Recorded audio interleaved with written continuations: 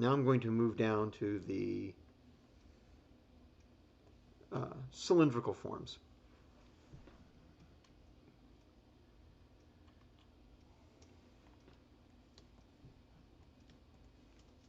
Medium gray, large brush,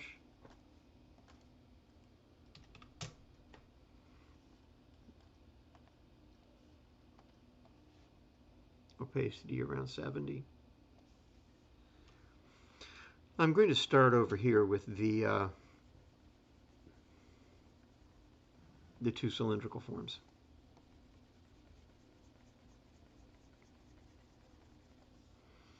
Of these two, I'm going to work with the full round or the full cylinder first. Go with a shaded color. Now, I can use a straight line tool in Photoshop if I want to. I'm not going to do that on purpose. I'm also going to make this brush bigger and make the color a little bit less dark.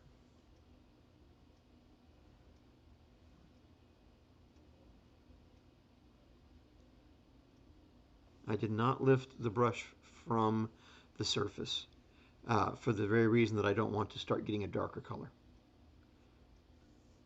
You can do the same thing with light.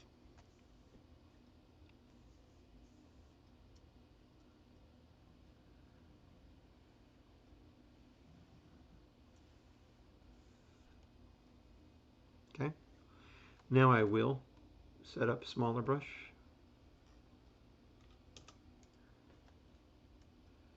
Pick up a reflected light along the edge. And I'll pick up another reflected light along this edge.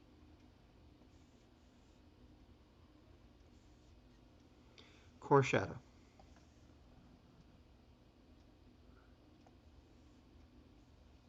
Somewhat larger brush. And like the domes, closer to the light than the dark as far as location on the cylinder.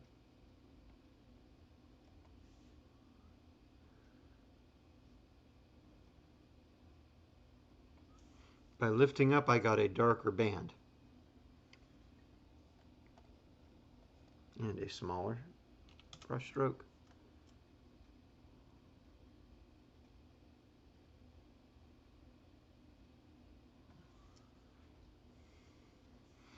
And that waviness does not bother me. Like I said, I can go back, I can do it again with smoothing applied. I can go back and do it using a straight line tool, in which case it will be perfectly straight, but some variation is fine. It adds to that hand-painted feeling. Going to my highlight, I'm going to stick with the opacity at 70% for now. Get that brush up to maybe a 12.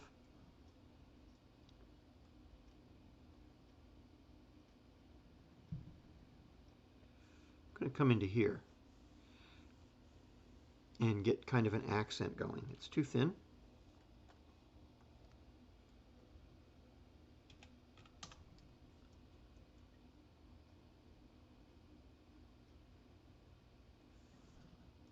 Like so. And then I'll go up to 100% with a smaller brush. And just to the left of the highest point,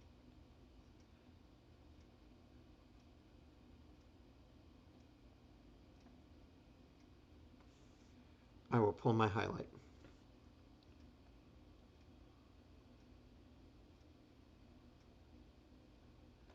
Make it a little wider. I will also make a highlight along the top edge.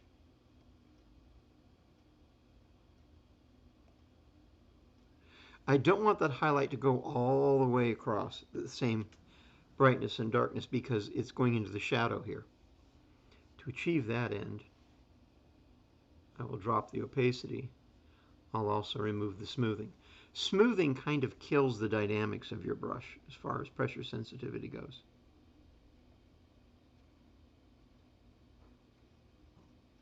So I'll come across once with it, transparent,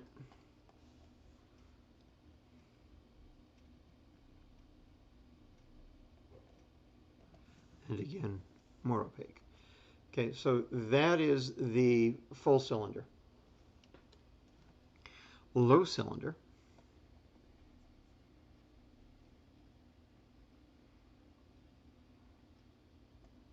Back to shade. Large brush. This time I want to keep that shaded area more to one side. I don't want it that dark. I want to leave room for a reflected light still. Over here, I want to have room for a core shadow. I'm going to move it a little bit to the left. Or the right, I'm sorry. Other left. Okay. So I have that in place. I'm going to do my light.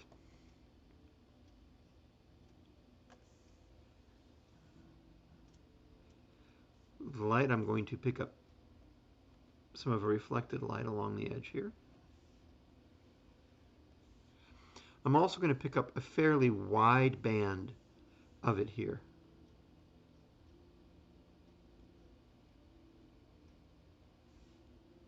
Okay, I want it to come fairly close, leaving a little bit of that original gray trapped. And I want it to move also further. So leaving the brush down, the brush tip in contact, I'm going to create that wider feeling band. Core shadow. Back off the size of the brush. And keeping it fairly close to the light side.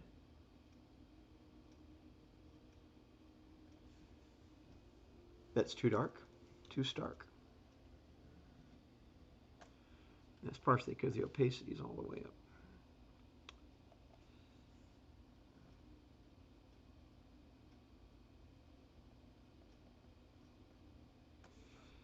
That's fine. I may want an accent line of that. A reflection line. So take a smaller brush. Take a look at that. It's too dark.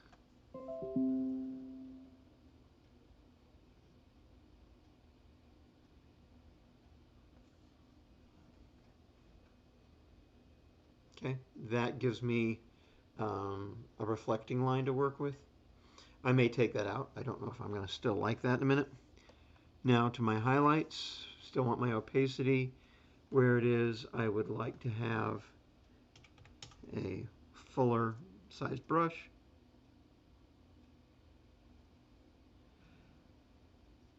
Keeping my tip in contact with the paper. I create that wider band. I'm going to use this to pick up some light in this reflected light on this side. And I'm going to pick up some reflected light on this side as well.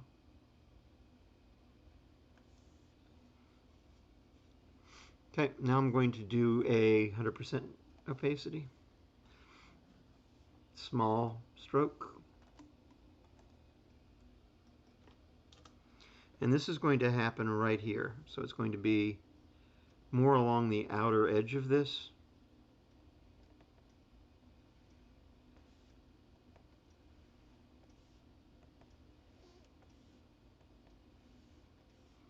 And I want this really strong, so.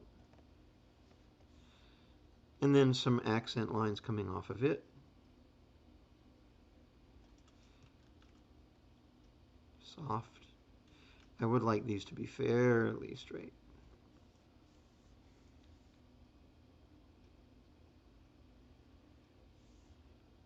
That one's not necessary. Okay. Actually don't care for that accent line. Instead of going in that direction with the accent line, I am going to go to the left.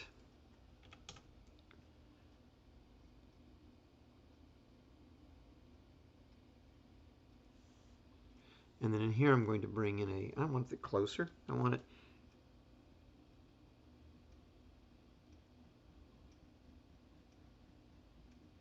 Now there's actually a form being indicated by how the spacing of this. The tighter these reflecting lines are, the faster the curvature is. So actually it makes more sense, since this is curving faster than here, to keep that line closer to the outer edge, like that. I would like a soft gray reflecting line coming into here, something a little thicker.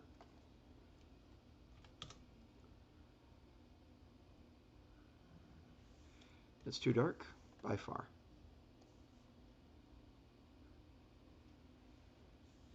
Fine. A little bigger.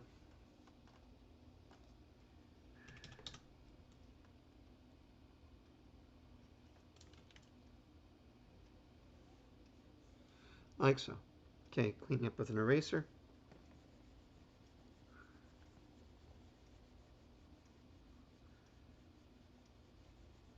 Of course, I can do this with selections and cutting as well. On these forms, that would make perfect sense, because they're straight-edged objects. But once again, I'm come from a gouache, watercolor, traditional media background, and the more I can use that kind of an approach in my digital paintings, I do, because it heightens that effect of being hand-painted.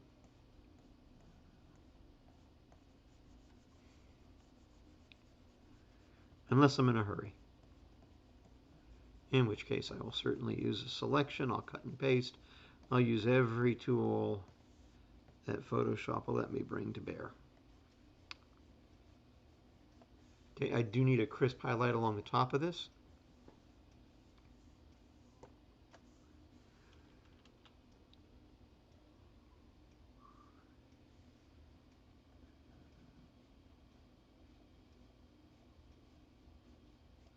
And I'll just let that fade as it comes over. And you can see that this has a feeling of being more flattened on top. This has a feeling of being more rounded on top, simply by virtue of the placement of the highlight. I would probably increase the thickness of this highlight a little bit.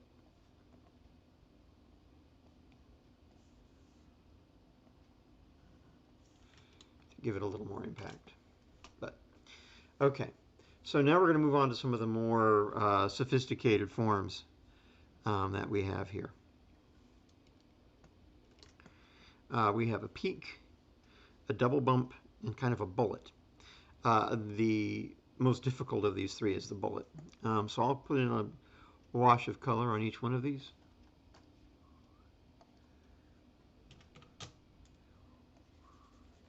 That's too dark. Oh, it's because my opacity is set high. That's better.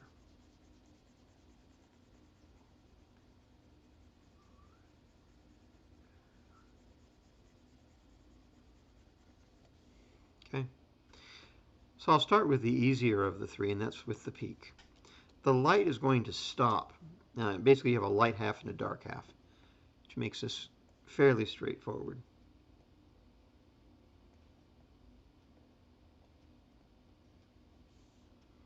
Put in a nice shadow on that side. And I'm going to want a reflection line for interest over here. I think I want something not as dark and something whiter.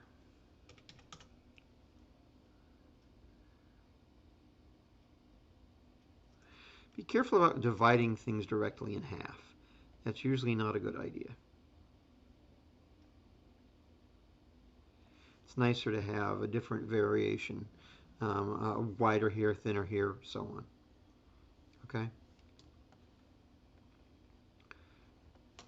So now light.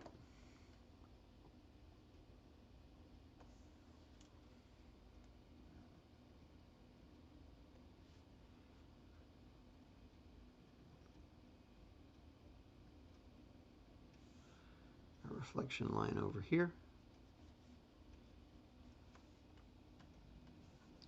little bigger brush.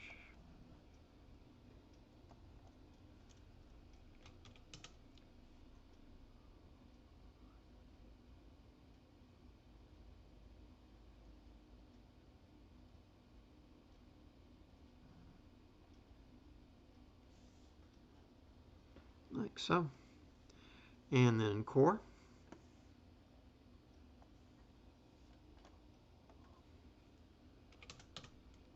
Core shadow is going to fall right on the far side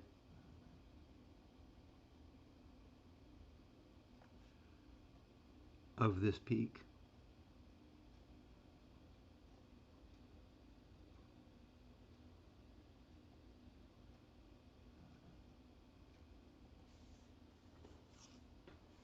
And then highlight. Going to have two highlights here. Going to have a fairly wide band.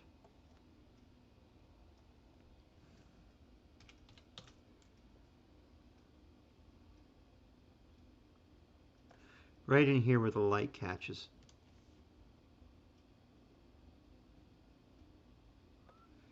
I'm still keeping my opacity at 70% to allow for a certain amount of softness. Okay, for my 100% highlight, it's going to go to a smaller brush. I'm going to catch the top edge because it does have a sharp corner. Right up to the peak, and I'm going to stop.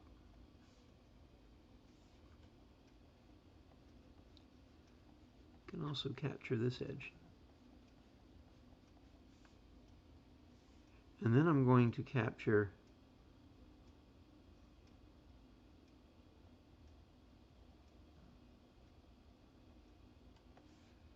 right along that peak.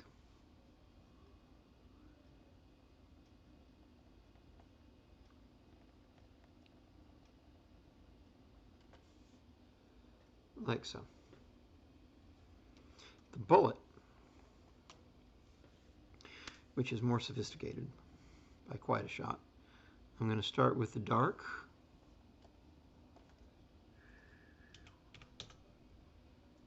The light's here, the shadow's here. So the biggest part of the shadow is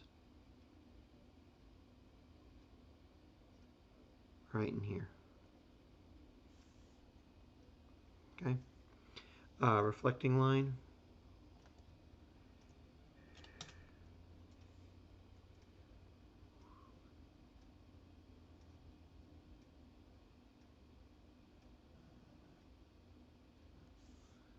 Something in that area. I would also like a reflecting line close to the edge here as it rolls away quick. But something wider and not as dark.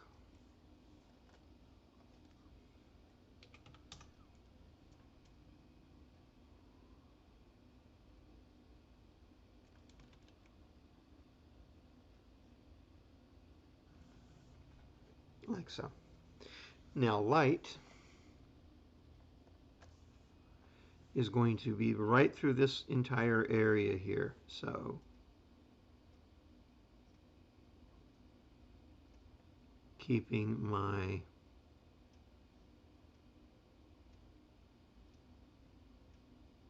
nib to the ground here. I'm not going to let it reach all the way to the peak. I'll stop shy of there. Highlight.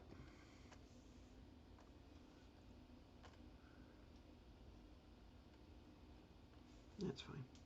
I'm going to go with a tighter brush. You see, let's go with core shadow. I didn't do my core. Let's do the core first. Core is important because it tells you how light and where to put your highlights.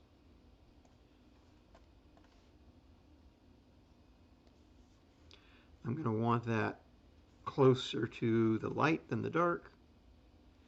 It's a fairly gradual changing of curvature, so a little bigger.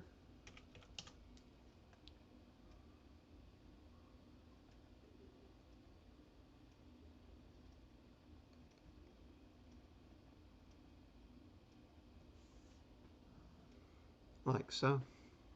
I don't need another line to fill that out on the edge. I could, but the more complicated the form and you start adding lots of small embellishments, it actually becomes more confusing to look at. But I could add that if I wanted to. Okay, now highlight.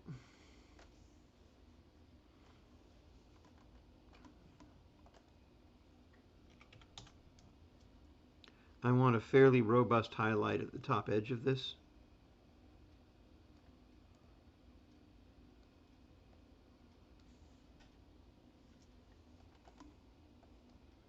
And a fairly delicate highlight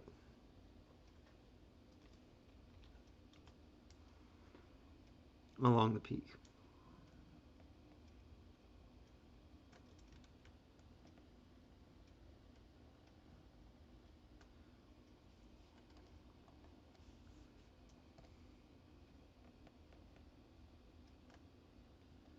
And I am okay actually with obliterating that dark line if I need to.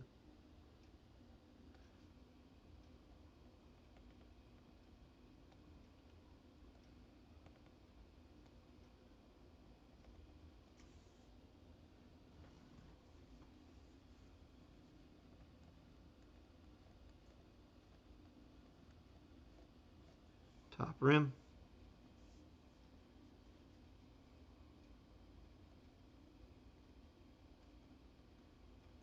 Side edge.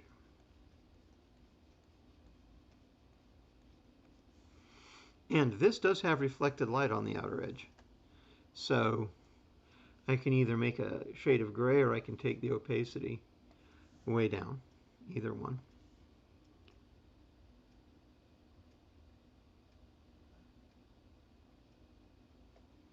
And interject a little reflected light back in on that side.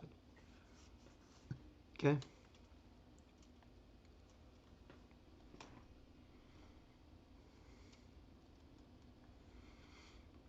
I'm looking at these two forms. I've decided I would like to have an accent line of core shadow.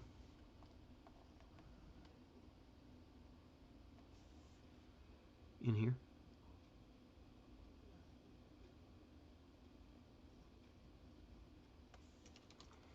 Okay, so now I have the double bumps. Shade. Reasonably sized brush.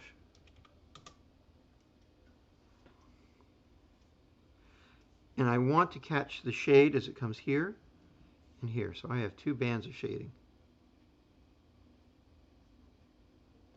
I want a bigger brush than that.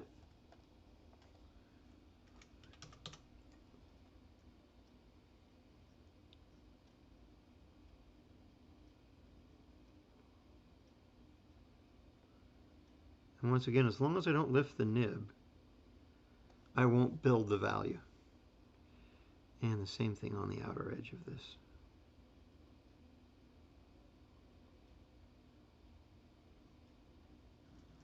I messed that up at the last minute.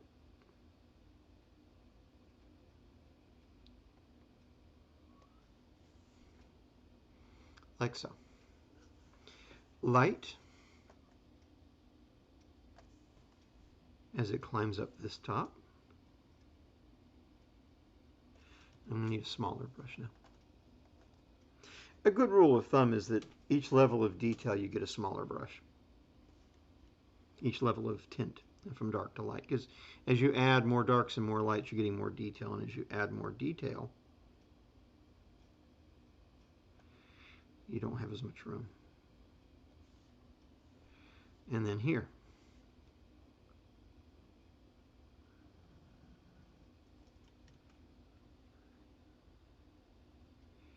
And this one I can allow to spread out a little bit more. Because once again, it has to do with the speed of curvature. This is curving very quickly, so it needs a narrow treatment. This is spreading out much slower, so I can have a wider treatment. Core shadow.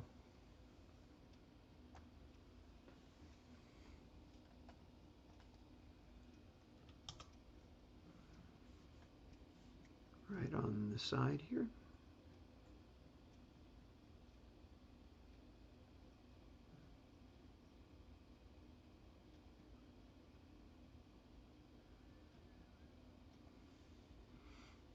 And then right on this side here.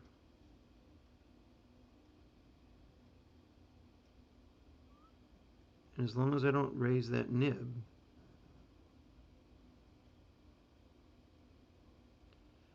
I can continue to spread that out a little bit. Because I don't want to have bands or color areas that look like each other. It's bad design. Actually, it's going to be easier to make a larger brush to get the effect I want.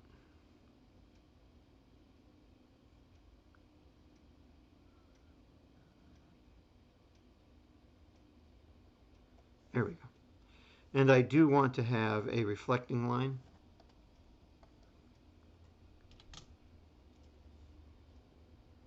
Spaced fairly closely.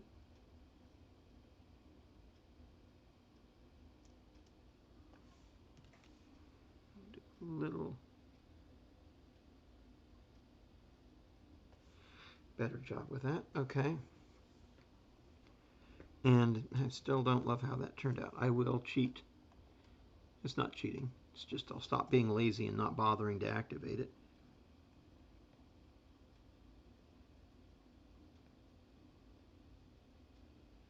Apply some smoothing.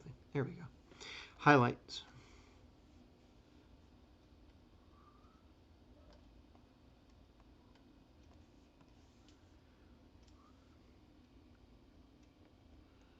Along the edge. Along the top. To there. Picks up again until there. Highlight right here.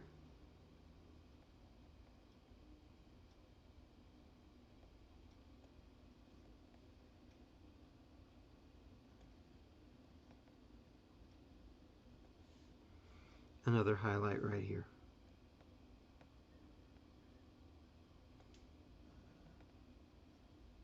This highlight is a more gentle curve, so it can be a wider highlight.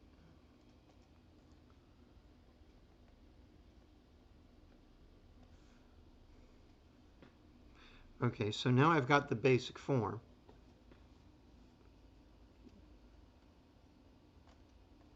Kick that opacity way down.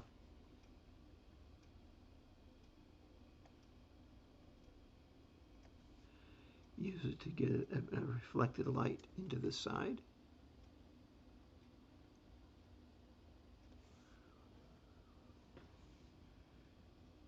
And a soft reflecting line here. Take away some of that darkness.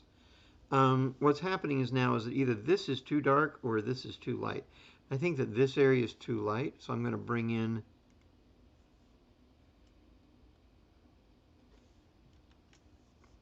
a little more depth of color.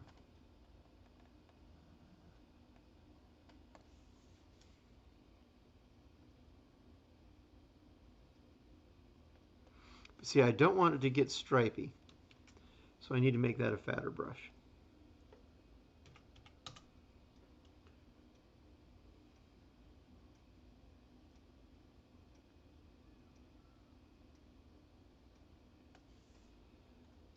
There. I do like that.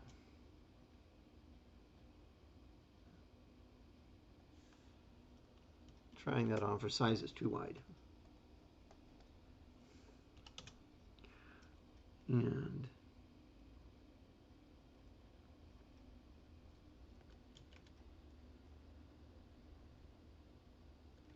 don't know why my wrist desperately wants to put a wave in there. Okay.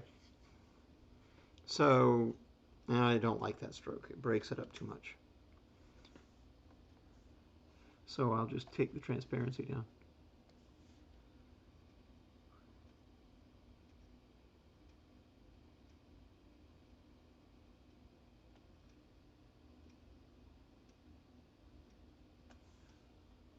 Okay, fine. Detail only a dog can hear. So, all right. So now I've got these. I'm going to clean them up. As I pointed out before, there are more efficient ways than to paint it out with an eraser.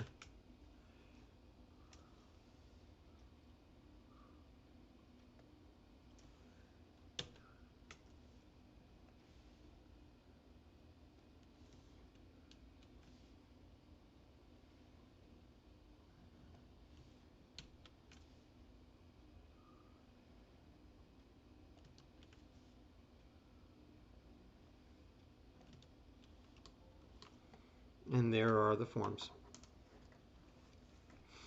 See, the challenge that I face with the bullet is that it's very easy for the bullet to look like the full sphere. So normally when I'm teaching a class, I remove this one because it's just very difficult to get a good read. These two here, the two bumps, clear. Peak, clear. Low, high, clear. This is always the most challenging to get right. And really, when you're dealing with a subtle form like this, often your best bet is to just simplify it. So in this case, I'll take an eraser.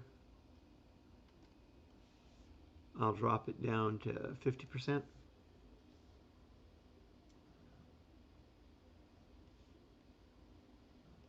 I'll remove that. And I will soften this from the outside up. Didn't like that, so I'll soften it from the inside out.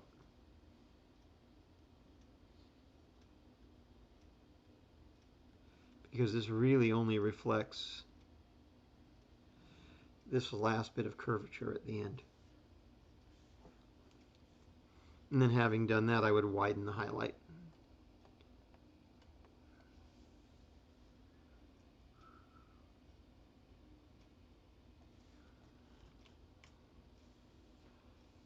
Maybe not that much.